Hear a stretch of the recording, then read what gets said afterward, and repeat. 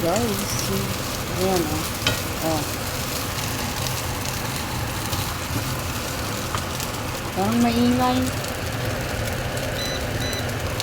Maingay guys. Pinatay ko yung exhaust fan. Ayan o. Ay, parang pangit na. Ayan o. Luto ako ng fried rice guys. Fried rice tayo. Ayan o. Oh. Ay, ba't gano'n? Ah, maganda pala pag nakaganyan. Ayan siya o. Fry muna.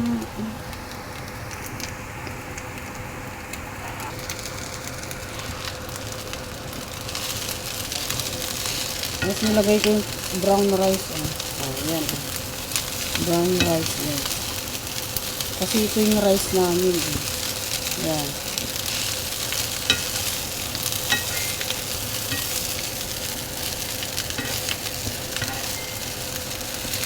Tapos mamaya, ay, hindi na pwede pala to. May tutong siya guys. Pero okay lang. May tutong. Yan o. O, diba?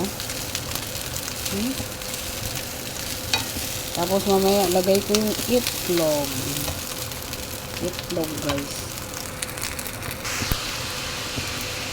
Tapos, lagay ko ang egg.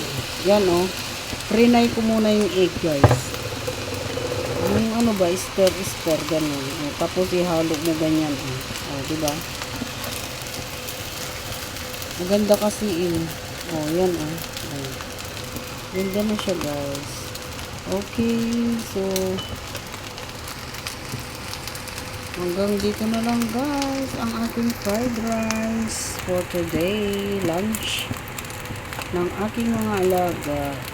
Bye, thank you all sa inyong panonood.